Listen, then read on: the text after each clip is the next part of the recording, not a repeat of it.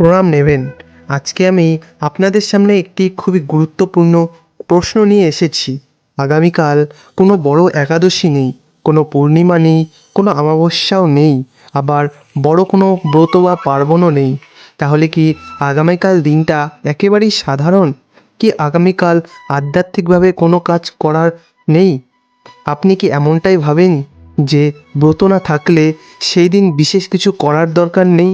তাহলে আজকের এই ভিডিওটা আপনার জন্যই। কারণ আমি আজকে আপনাদের বলবো কেন প্রতিটি দিন আধ্যাত্মিক দিক থেকে মূল্যবান। এমনকি যেদিন কোনো বড় ব্রত নেই সেদিনও। শেষ পর্যন্ত থাকুন, আপনার চিন্তাভাবনায় হয়তো বদলে যাবে। দেখুন, আমরা সবাই জানি যে আমাদের হিন্দু সনাতন ধর্মে অনেক রকম ব্রত পার্বণ, তিথি এবং উৎসব রয়েছে। একাদশী থেকে শুরু করে পূর্ণিমা, অমাবস্যা, সংক্রান্তি, কত কী। প্রতিটি দিনের আলাদা মাহাত্ম্য, আলাদা তাৎপর্য। আমরা সেই দিনগুলিতে খুব মনোযোগ দিয়ে পূজা অর্চনা করি, উপবাস রাখি, মন্দিরে যাই। কিন্তু যেসব দিন এমন কোনো বিশেষ তিথি বা ব্রত থাকে না, সেই দিনগুলোকে আমরা অনেক সময় সাধারণ মনে করি যে ওই দিন তো কিছুই নেই, তাই সাধারণত কাজকর্ম করে যাও। কিন্তু শাস্ত্র কি আসলে এমনটাই বলে আছে? একটি দিন কি সত্যি সাধারণ হতে পারে? আজকে আমরা জানবো বাংলা পঞ্জিকা অনুযায়ী আজকের আর আগামীকালের তিথি কী এবং কেন একটা তথাকথিত সাধারণ দিনেও আধ্যাত্মিক সাধনার জন্য অত্যন্ত গুরুত্বপূর্ণ হতে পারে। এবারে একটি গুরুত্বপূর্ণ বিষয়ে আসি, সেটা হলো মানসিক শুদ্ধতা ও আত্মশুদ্ধি। আমরা যখন বড় ব্রত করি, উপবাস থাকি, তখন আসলে কি করি? আমরা আমাদের শরীর আর মনকে পরিষ্কার করি। কিন্তু এই পরিষ্কার করার কাজটা কি শুধু ব্রতের দিনই করতে হবে? না, প্রতিদিনই এই কাজটা করা দরকার। আমাদের মন প্রতিদিন নানান রকম চিন্তায় ভরে যায়, কখনো রাগ, কখনো লোভ, কখনো ঈর্ষা, কখনো অহংকার। এইসব নেগেটিভ চিন্তা আমাদের মনকে অশুদ্ধ করে দেয়, আর অশুদ্ধ মন নিয়ে ভগবানের কাছে যাওয়া যায় না। তাই যেদিন কোনো ব্রত নেই সেদিনও আমাদের মনকে পরিষ্কার রাখতে হবে। কীভাবে? খুব সহজ। প্রথমত, নেগেটিভ চিন্তা এলে সেটাকে দূর করুন। ভাবুন যে না, এই চিন্তা আমার দরকার নেই, কিন্তু ভালো চিন্তা করবেন। দ্বিতীয়, কারো সম্পর্কে খারাপ কিছু ভাবার আগে দুইবার ভাবুন। হয়তো সেই ব্যক্তিও কোনো সমস্যায় আছে, তাই এরকম আচরণ করছে। তার প্রতি করুণা রাখুন, রাগ নয়। শাস্ত্রে বলা আছে যে প্রতিটি দিনই ব্রহ্মার সৃষ্টি, প্রতিটি মুহূর্তই পবিত্র। গীতায় শ্রীকৃষ্ণ বলেছেন যে তিনি সর্বত্র বিরাজমান। তাহলে কোনো দিন ছোট, কোনো দিন বড়, সব দিনই তো তারই দিন। তাহলে ব্রতের দিনগুলোর বিশেষত্ব কী? বিশেষত্ব হলো যে সেদিনগুলো আমরা একটু বেশি মনোযোগ দিয়ে, একটু বেশি শ্রদ্ধা দিয়ে সাধনা করি। কিন্তু বাকি দিনগুলোতে সেই ভগবান তো আছেনই, তাই সেই দিনগুলোকে অবহেলা করে মানে ভগবানকেও অবহেলা করা। আমাদের পুরাণ একটি সুন্দর গল্প আছে। একজন সাধারণ গৃহস্থ লোক ছিলেন। তিনি কোনো বড় ব্রত পালন করতেন না, কোনো তীর্থে যেতেন না, কিন্তু প্রতিদিন সকালে উঠে তিনি তুলসী গাছে জল ঢালতেন, একটি প্রদীপ জ্বালাতেন আর মনে মনে ঈশ্বরকে স্মরণ করতেন। এরকম করতে করতে অনেক বছর চলে গেল। একবার তার মৃত্যু হলো। যমদূতেরা এসে বলল, চলুন, আমরা আপনাকে নিয়ে যাব। কিন্তু ঠিক তখনই বিষ্ণুর দূতেরা এসে হাজির। তারা বললেন, এই ব্যক্তি আমাদের ভগবানের নিত্য ভক্ত, প্রতিদিন নিয়ম করে উপাসনা করছে, ইনি বৈকুণ্ঠে যাবেন। যমদূতেরা অবাক। তারা বলল, কিন্তু ইনি তো কোনো বড় ব্রত করেননি, কোনো বড় পুজো করেননি। বিষ্ণুদূতেরা হেসে বললেন, ভক্তি কোনো দিন দেখে হয় না, কোনো ব্রত দেখে না, কিন্তু দেখে শুধু ভালোবাসা, নিয়মিততা। এই ব্যক্তি প্রতিটি সাধারণ দিনও ভগবানকে ভুলে যায়নি, তাই তিনি সবচেয়ে বড় ভক্ত। এই গল্প থেকে আমরা কি শিখলাম?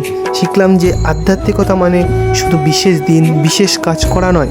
আধ্যাত্মিকতা মানে প্রতিদিন, প্রতিটি মুহূর্তে ঈশ্বরের সঙ্গে যুক্ত থাকা। জীবনটা খুবই ছোট। কোনো দিনটি বড় ব্রতর দিন আর কোন দিনটি সাধারণ দিন, এই হিসেব করতে করতেই তো জীবন শেষ হয়ে যাবে। তার চেয়ে ভালো হয় প্রতিদিনটিকেই একটি আশীর্বাদ মনে করা, প্রতিটি মুহূর্তকেই একটি সুযোগ মনে করা, ভগবানের কাছে আরও একটু এগিয়ে যাওয়ার সুযোগ। তাই আগামীকাল যখন ঘুম থেকে উঠবেন, মনে রাখবেন যে আগামীকালটাও একটি বিশেষ দিন।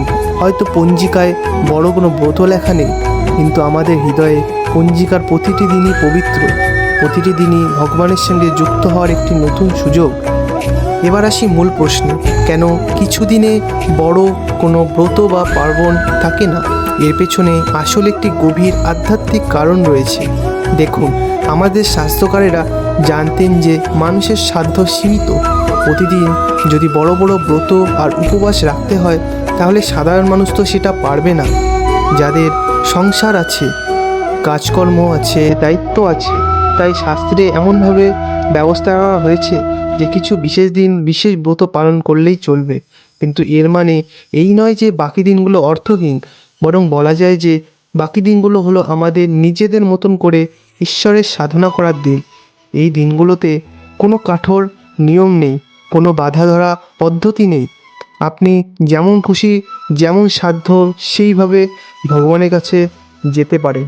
আজকের এই ভিডিওতে আমরা কি শিখলাম যে আগামীকাল যদি কোনো বড় ব্রত বা তিথিও না থাকে, তবুও দিনটি আধ্যাত্মিকভাবে অত্যন্ত গুরুত্বপূর্ণ। কারণ প্রতিটি দিনই ভগবানের দেওয়া একটি উপহার, একটি সুযোগ। আমরা শিখলাম যে আধ্যাত্মিকতা মানে শুধু বড় বড় পূজা অর্চনা নয়। আধ্যাত্মিকতা লুকিয়ে আছে আমাদের প্রতিদিনের ছোট ছোট কাজের মধ্যে। একটু ভালোবাসা, একটু দয়া, একটু সততা, একটু ক্ষমা, এগুলোই আসল সাধনা। আমরা জানলাম যে মানসিক শুদ্ধতা আর আত্মশুদ্ধি শুধু বিষয়ের দিন নয়, প্রতিদিনই দরকার। আর যখন আমরা এই শুদ্ধতা বজায় রাখি, তখন আমাদের জীবনটা অন্যরকম শান্তি আর আনন্দ আসে। একটা উদাহরণ দিয়ে বোঝা যাক, ধরুন আপনার বাড়িতে প্রতি মাসে একবার বড় পুজো হয়। সেদিন অনেক বিধি নিয়ম, অনেক আয়োজন। কিন্তু বাকি দিনগুলোতে আপনি সকাল সন্ধ্যা ঠাকুর ঘরে প্রদীপ জ্বালান, একটু ফুল দেন, দুটো কথা বলেন ঠাকুরের সাথে। এই যে নিয়মিত সরল উপাসনা, এটাই তো আসল ভক্তি। ঠিক তেমনই বড় ব্রতের দিনগুলো যদি এই বিশেষ পূজার দিন, তাহলে বাকি দিনগুলো হলো নিয়মিত প্রতিদিনের সাধনার দিন। আর শাস্ত্র বলে যে এই নিয়মিততাই আসলে সবচেয়ে বড় সাধনা। নিজের ভুল স্বীকার করুন। অনেক সময় আমরা নিজের দোষ দেখি না, অন্যের দোষ খুঁজি। কিন্তু আত্মশুদ্ধির প্রথম পদক্ষেপ হলো নিজের ভুলগুলো দেখা আর সেগুলো সংশোধন করা। ক্ষমা করতে শিখুন। কেউ আপনার ক্ষতি করলে তাকে ক্ষমা করুন। ক্ষমা মানে তার দোষকে মেনে নেওয়া নয়, ক্ষমা মানে নিজের মনকে হালকা করা। রাগ আর ঘৃণা বয়ে বেরানো খুব ভারী। ক্ষমা করলে আপনি শান্তি পাবেন। এই মানসিক শুদ্ধির কাজটি প্রতিদিন করা দরকার। তাহলে যখন কোনো বড় ব্রতের দিন আসবে, তখন আপনার মন আগে থেকেই প্রস্তুত থাকবে। চলুন আগে জেনে নিই আজকের আর আগামীকালের তিথি কি। আজকে পৌষ মাসের সপ্তমী তিথি চলছে। সপ্তমী মানে হলো শুক্লপক্ষের সপ্তমীর দিন। আর আগামীকাল হবে পৌষ মাসের অষ্টমী তিথি। এই তিথিগুলি চন্দ্রের কলা অনুযায়ী চলে, যেমনটা আমরা সবাই জানি। অনেকে এখন ভাবতে পারেন যে সপ্তমী বা অষ্টমী তো তেমন কোনো বিখ্যাত তিথি নয়। একাদশী যেমন প্রসিদ্ধ, পূর্ণিমা যেমন পবিত্র, সেরকম তো এগুলো নয়। তাই কি এই দিনগুলো কোনো মূল্য নেই? এই প্রশ্নের উত্তর দেওয়ার আগে আমাদের বুঝতে হবে যে তিথি আসলে কি জিনিস। তিথি হলো চাঁদের গতিবিধির সাথে সম্পর্কিত একটি সময়ের হিসাব। চাঁদ যেমন প্রতিদিন পরিবর্তিত হয়, আমাদের মন আর শরীরও তার প্রভাব পরিবর্তিত হয়। আমাদের পূর্বপুরুষরা এই সত্য জানতেন, তাই তারা প্রতিটি তিথির জন্য আলাদা আলাদা নিয়মকানুন তৈরি করেছেন। কিন্তু তার মানে এই নয় যে শুধু বিখ্যাত তিথিতেই আধ্যাত্মিক কাজ করতে হবে। প্রতিটা তিথি ঈশ্বরের দেওয়া একটি আশীর্বাদ, একটি সুযোগ। শেষ করার আগে একটি কথা বলি, মনে রাখবেন ভগবান আপনার খুবই কাছেই আছেন, আপনার হৃদয়ে বিরাজ আছেন। তাকে খুঁজতে দূরে যেতে হয় না, কোনো বিশেষ দিনের অপেক্ষা করতে হয় না। শুধু নিজের মনের দরজাটা খুলে দিন, তিনি আপনার কাছে চলে আসবেন। আর এই যে প্রতিদিন প্রতি মুহূর্তে ভগবানকে স্মরণ করা, এটাই সবচেয়ে বড় ব্রত, এটাই সবচেয়ে পবিত্র তিথি। কারণ ভক্তি কোনো দিন দেখে না, ভক্তি দেখে শুধু হৃদয়ে ভালোবাসা। তো আগামীকাল একটি নতুন করে শুরু করুন। আপনার প্রতিদিনের সাধারণ জীবনটাকে একটি আধ্যাত্মিক জীবনে পরিণত করুন।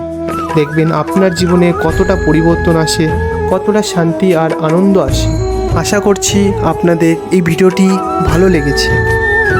যদি ভালো লাগে অবশ্যই লাইক করবেন, আপনার বন্ধু বা পরিবারের সাথে শেয়ার করবেন, কারণ এই সত্যটা সবার জানা দরকার যে আধ্যাত্মিকতা কোনো বিশেষ দিনে বন্দি নয়, আধ্যাত্মিকতা প্রতিদিনের প্রতি মুহূর্তে সম্ভব। ভগবান আপনাদের সবাইকে সুস্থ রাখুন, সুখী রাখুন, আপনাদের জীবন শান্তি আর সমৃদ্ধি আসুক, আর আপনারা যেন প্রতিটি দিনকেই একটি আশীর্বাদ হিসেবে গ্রহণ করতে পারেন। হরে কৃষ্ণ। ভালো থাকবেন সবাই, আবার দেখা হবে নতুন কোনো বিষয় নিয়ে। ততদিন পর্যন্ত নিজের আর আপনার পরিবারের যত্ন নেবেন, আর হ্যাঁ, ভগবানকে ভুলবেন না। নমস্কার।